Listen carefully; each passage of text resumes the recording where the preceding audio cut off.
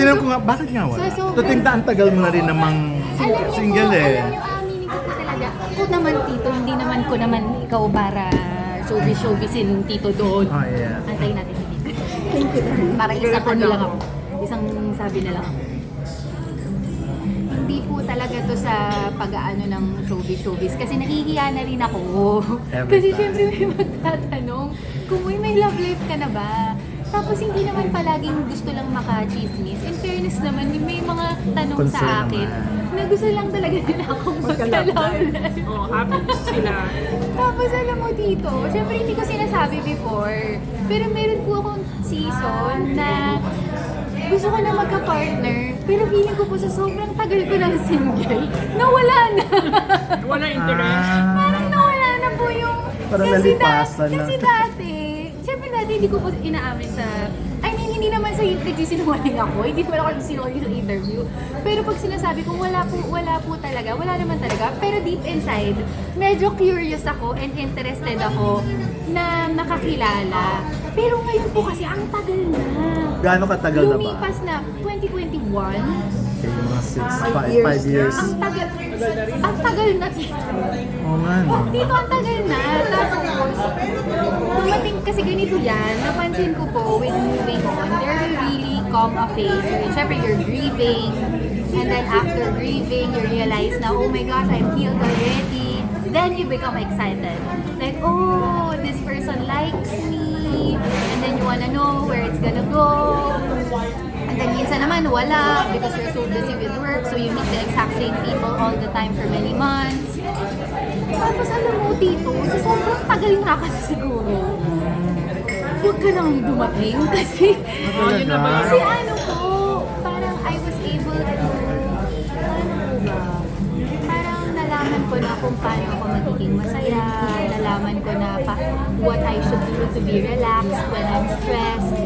And then somehow, I have friends now who have a lot of problems with their partners. And when I see them getting sad about it, not having difficulty in functioning with work, naaalala ko bigla kung ano yung itsura ko when I was so broken. Tapos parang doon ko naiisip na parang ayoko bumalik doon. So, hindi yan trauma. Ayun nga. I don't think it's trauma. It's just that at first I thought it was. Pero tita, honestly, feeling ko parang hindi po. Nagkataon lang din kasi ng majority ng mga nakikilala ko siguro are non-practicing Christians. And so, cause I have 2 kids already. Hiwalay po ako sa asawa. So, syempre po, meron din akong mga desire na to a normal, a regular man, I don't think he would be able to understand.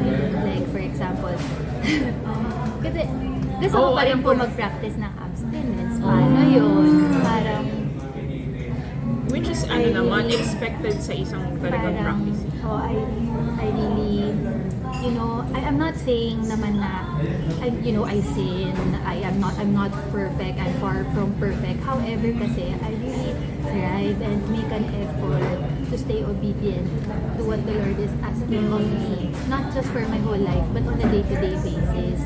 And so, when I think of a man, syempre nag-artista naman tayo dito, so, medyo madali naman sa mga tao na nasa kagaya ng trabaho ko yung magugustuhan ka. Siyempre nakikita ka nila sa TV. But yun nga po, the thing is, because I am so in love with Jesus, when a guy comes up to me, I somehow want to see Jesus in how he looks at me, in how he moves, and how he spends his day-to-day. And ayun. So, wala pang ganun. Wala. Parang hindi ka naman. So, ano yung sa inyo ni Christian dati? Uy, wala naman doon. Wala Ano naman bang Christian gagawin ba? doon? Kasi for a Kaibigan while, ko yun. hindi Ano nga- pa, ulit-ulit na lang ako Correct, for a while, kasi di ba? akala kasi ng mga tao, hindi, tsaka kasi, meron din kasi mga videos or clips na naririnig kasi siya tinatawag akong mahal. Pero kasi si Christian is very sweet. Pero kasi, malambing talaga siya. Pero, tropa ko po talaga. You know, there is no reason. And believe me, if I fall in love with a man, he is not someone I will hide. He'll be someone I'd be super proud to share with the world because I know that this man is a man of with this man because so it's good if it's not like that wala mo talaga ako nasasagot kasi parang nahiya na din ako kasi minsan feeling ko akala ng iba syempre kayo po hindi pero minsan po feeling ko akala nila nag-showbiz answer ko kasi ako ano nga po ang gagawin meron naman na talaga Pero hindi, halimbawa yung mga suitors mo, yung mga nanliligaw sa'yo, paano mo sila either... Alam mo kasi tita, sa totoo lang, at first I thought if a person is a believer, a follower, he goes to church, ganyan, even if we go to the same church, good yan. Pero alam mo tito kasi, sobrang thankful ako na I live in this day and age, 2026, na grabe na yung technology. Kasi diba po, if you are truly a follower of Christ, you are careful with what your eyes get to see, what you get to listen to. Dito pag pumunta ko sa IG nila, ang dami nilang pinafollow na babae. Yan nga, ayun pala. Ang dami naman ito na parang ganito naman ito.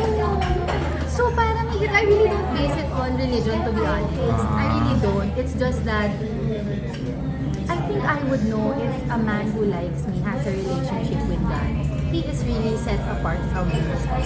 And so, ayun lang. Yun lang, tita. Hindi ko masyado. Basta yung tito. Kasi parang pag makita ko, tapos minsan naman, hindi naman siya ma-follow ng babae. Pero yung music naman na ginagamit na ina-attach dun sa pinopost nila, may mga cursing words or yung mga... So, hindi rin pwede yung mga ganon. Hindi kasi Baka naman, feeling ko... hindi ka naman nagiging judgmental. Hindi naman po siya nagiging judgmental. Pero ako kasi mismo, as a person, I struggled with lust.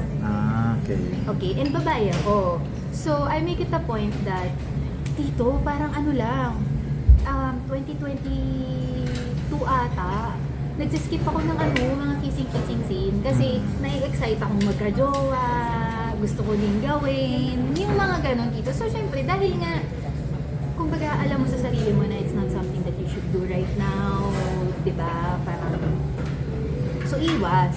So, pag yung lalaki hindi maingat sa ganon dito, ako nga maingat.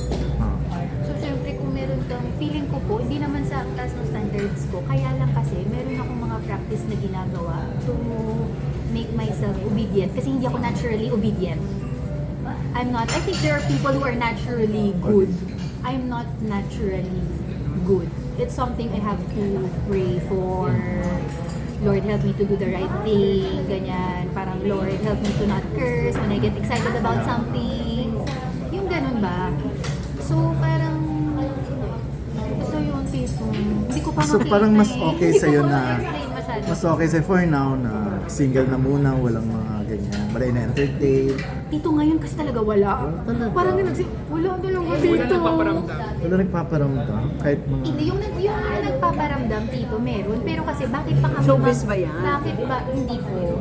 Pero kasi bakit... meron din naging showbiz pala. Sorry, Ida. Pero ibig ko lang sabihin, bakit pa tayo magpo-progress sa dating if from the get-go nga, hindi na siya aligned eh. Umpisa pa lang eh. Parang hindi naman natin pwede ibase lang dito sa kaaya-aya ang kanyang tsura or Tsura. talaga namang kunyari. Tita June. Yung ganun po. So parang hindi na siya Pero mag-progress. masaya ka naman. Dito nalaman ko na kung paano. Ayun Paano? Kasi po, iba po talaga ma-heartbroken pag walang pera tsaka ma-heartbroken. Alam mo yan. Hindi naman. Parang, dito kasi masaya ako kapag nakakapag-Nintendo Switch po ako. Pag nakakapag-Pokemon ako, kapag nakakapag-spa ako, kunyari nakakapag-body scrub ako once a week, super saya ko. Pag nakakapag-home service massage ako, nakakain ako masarap na pagkain. Kasama ang anak mo. Opo. Tapos lalo na pag weekend, yung mga anak ko, din dami ko ring time sa kanila. Yun, marunong na rin po ako talaga. Tapos kasi po, medyo bata ako, naglalaro pa rin ako ng mga kung ano-ano. So may mga kalaro pa ako, yung mga anak ko, madaling maging masaya sa akin dito. So sa tingin mo, saan mo dapat makilala yung guy? The church. Hindi sa artist, hindi sa showbiz, hindi sa set. Alam niyo po, nung inaral ko, so inaral ko yung Women of the Bible. Kasi sabi ko, wala ba talagang nag-first move sa mga babae? Kasi gusto ko malaman, kasi syempre, din naman, I get attracted din naman Naman. to someone. Normal Like, naman. I see someone, oh, this man is a man of God, ganyan. Parang he's so attractive. Kaya lang, wala kasi tita ni isa. po yung women of the Bible, Ay, wala hindi silang sila. ni isa ang naunang, ang nag-lay down ng intention sa lalaki. So ako naman, naiintindihan ko na may mga ganun. Ako naman, I'm just talking about myself. Kumbaga, yung ako lang po, hindi ko naman sinasabing dapat ganun din. Kumbaga, ako lang, parang nung inaaral ko sila, may pattern ako napansin. The woman is very busy with the work of her hands. So kung ano yung inatasan sa kanya ng Panginoon na gawin niya, ginagawa niya, and then he is faithfully in love, always talking to Jesus every day. And then God will send the man to where she is. And so that's what I'm doing. Kaya dito, di ako naghahanap. Kasi parang sa akin, nung una, I was sad about it. Nung ito yung mga taon na excited akong gumawa. Yung parang gusto kong magka-boyfriend, gano'n, gusto kong magka-partner. Hanggang sa eventually po, nung nasanay na ako na maging single, doon ko naiintindihan na, wow, what a privilege to be a woman. I don't have to choose. I don't have to look for someone. I can just go on with my life, do what God asked me to do, pray to God, and God Himself will send that man to me.